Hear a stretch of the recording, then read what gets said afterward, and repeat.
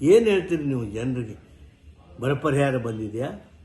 ಏನು ಅನುದಾನ ಬಂದಿದೆ ಕರ್ನಾಟಕಕ್ಕೆ? ನಮ್ಮ ಸರ್ಕಾರ ಬಂದ ಮೇಲೆ ಏನು ಅನುದಾನ ಬಂದಿದೆ?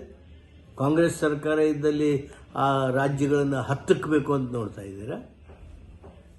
DMK ಸರ್ಕಾರ ಇರತಕ್ಕಂಥ ತಮಿಳುನಾಡಿನಲ್ಲಿ ಅನ್ಯಾಯ ಮಾಡಿ ಅವ್ರನ್ನ ಏನಾದರೂ ಮಾಡಿ ಅಲ್ಲಿ ಜನಪ್ರಿಯತೆಯನ್ನು ಕಡಿಮೆಗೊಳಿಸಬೇಕು ಅಂತ ಪ್ರಯತ್ನ ಮಾಡ್ತಾ ಇದ್ದೀರಾ?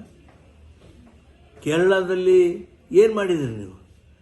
ಆಕ್ರೋಶ ಎಷ್ಟು ಹೊರಹೊಮ್ಮಿದೆ. ಇದು ಅಲ್ವಾ ಇದು? ಈ ರೀತಿ ನೀವು ಅನ್ಯಾಯ ಮಾಡ್ತಾ ಹೋದರೆ ನೀವು ಫೆಡ್ರಲ್ ವ್ಯವಸ್ಥೆಗೆ ಧಕ್ಕೆ ಕೊಡ್ತೀರಿ. ಕೇಂದ್ರ ಸರ್ಕಾರ ಫೆಡ್ರಲ್ ವ್ಯವಸ್ಥೆಯಲ್ಲಿ ವಿಶ್ವಾಸಾರ್ಹತೆಯನ್ನು ಕುದುರಿಸುವಂಥ ಪ್ರಯತ್ನ ಮಾಡಬೇಕು, ಕಮರಿಸುವ ಪ್ರಯತ್ನ ಮಾಡ್ತಾ ಇದ್ದೀರಿ. ಇದು ಹೀಗಾಗಬಾರ್ದು. ಅನ್ಯಾಯವನ್ನು ಸರಿಪಡಿಸಿ, ತಕ್ಷಣ ಸರಿಪಡಿಸದೆ ಹೋದರೆ ಭಾಳಷ್ಟು ಗಂಡಾಂತರ ಎದುರಿಸಬೇಕಾಗುತ್ತೆ. ಎಚ್ಚರಿಕೆ. ಕರ್ನಾಟಕ ಬರದಿಂದ ತತ್ತರಿಸಿ ಹೋಗಿದೆ. ಸುಮಾರು 6 ತಿಂಗಳಿಂದ ಬರ ಪೀಡಿತ ಪ್ರದೇಶಗಳಿಗೆ ಪರಿಹಾರ ಕೊಡಬೇಕು ಅಂಥೇಳಿ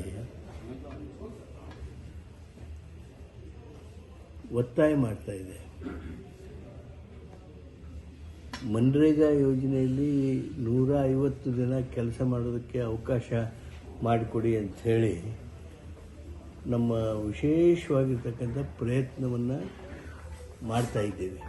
ಆದರೆ ದುರ್ದೈವದಿಂದ ಕೇಂದ್ರ ಸರ್ಕಾರ ಕರ್ನಾಟಕದ ಬಗ್ಗೆ ತಾತ್ಸಾರ ಮಾಡೋದು, ಏನಾದರೂ ಮಾಡಿ ಅನುಕೂಲ ಮಾಡಬೇಕು ಅನ್ನೋದನ್ನು ಮಾಡೋದು, ಇದೆಲ್ಲ ದುರ್ದೈವದ ಸಂಗತಿ.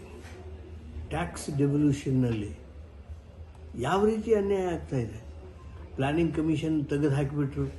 ಒಂದು ವೇದಿಕೆ ಇತ್ತು, ಹಣಕಾಸು ಹೇಗೆ ಹಂಚಿಕೆ, ಏನು ಏನು ಅನ್ಯಾಯ ಆಗಿದೆ, ಏನು ಬಿಟ್ಟಿದೆ. ಈಗ ಆ ಪ್ಲ್ಯಾನಿಂಗ್ ಕಮಿಷನ್ ಇಲ್ಲ ಅನ್ನುವಂಥ ಕಾರಣಕ್ಕಾಗಿ ಏನು ಬೇಕಾದ್ದು ಇವ್ರು ಮಾಡೋದು ಹೊರಟಿದ್ದಾರೆ. ನಿಯಮಾವಳಿಗಳ ಬಗ್ಗೆ ಮಾತಾಡ್ತಾರೆ.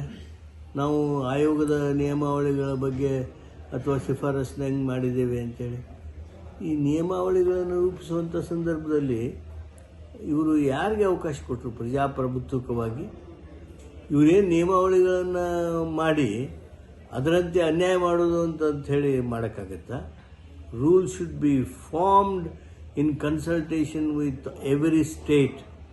If you have not formulated rules then you are at fault, Mister prime minister. ಅದನ್ನು ನೀವು ಅರ್ಥ ಮಾಡಿಕೊಳ್ಬೇಕು. ಇವತ್ತು ಕೆಲವರು ಕರ್ನಾಟಕದವರು ಭಿಕ್ಷೆ ಬೇಡೋದಕ್ಕೆ ಹೋಗ್ತಾ ಇದ್ದಾರೆ. ಏನು ಭಿಕ್ಷೆ? ನಾವು ಕೊಟ್ಟ ಹಣ 1 ಬಿಲ್ಲಿ ಅಲ್ಲ, 2 ಬಿಲ್ಲಿ ಅಲ್ಲ, 4 ಲಕ್ಷ ಕೋಟಿ ಹಣ ಕೊಟ್ಟಿದ್ದೇವೆ ಸ್ವಾಮಿ.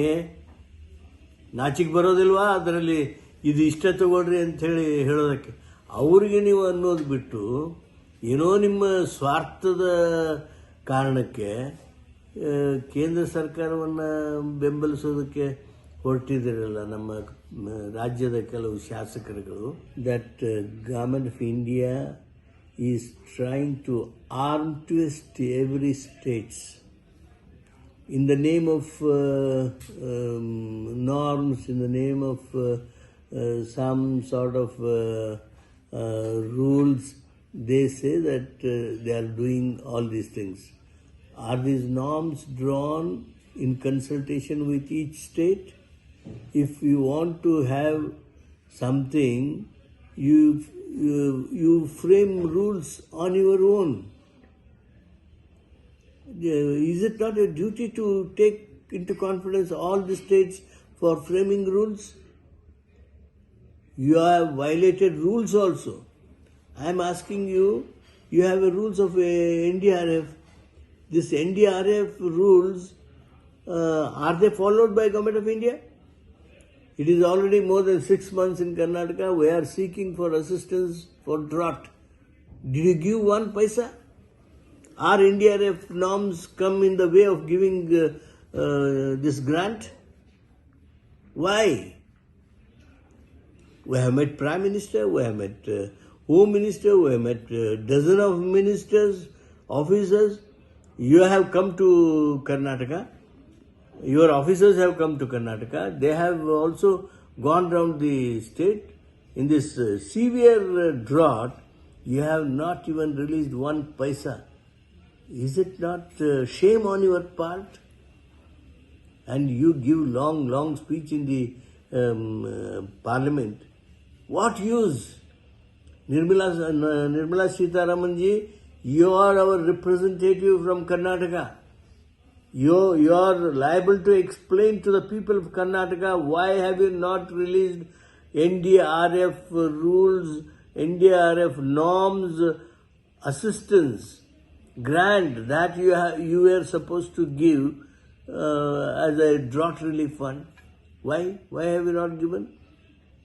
You are liable to explain to people.